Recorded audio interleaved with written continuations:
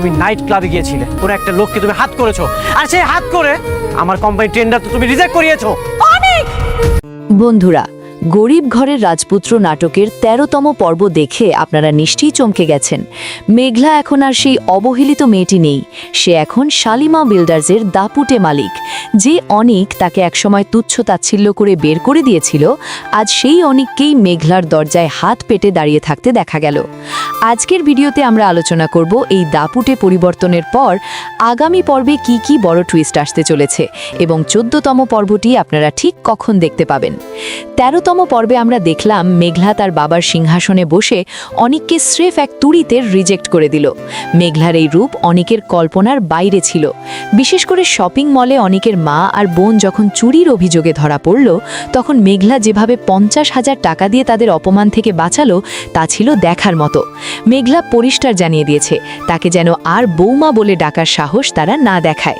মেঘলার এই আত্মবিশ্বাস আমাদের এটাই মনে করিয়ে দেয় যে সময় সব সময় একরকম থাকে না। তাহলে আগামী ১৪তম পর্বে কি হতে যাচ্ছে? মেঘলার কাছ থেকে প্রজেক্ট না পেয়ে অনিকের কোম্পানি বড় ধরনের আর্থিক সংকটে পড়বে। অনিকের বাবা যখন জানবেন যে মেঘলাই এই কোম্পানির মালিক, তখন তিনি অনিককে মেঘলার পায়ে ধরে ক্ষমা চাওয়ার জন্য চাপ দিতে পারেন। অনেক সহজে হার মানার পাত্র নয়, সে হয়তো মেঘলার পরিচয় নিয়ে কোনো ষড়যন্ত্র করার চেষ্টা করবে, অথবা মেঘলার বাবার অতীতে কোনো কালিমা খোঁজার চেষ্টা করবে। মেঘলা হয়তো অনিককে তার কোম্পানিতে একজন সাধারণ কর্মচারী হিসেবে কাজ করার প্রস্তাব দেবে। এটা হবে অনিকের ইগোর ওপর সব থেকে বড় আঘাত।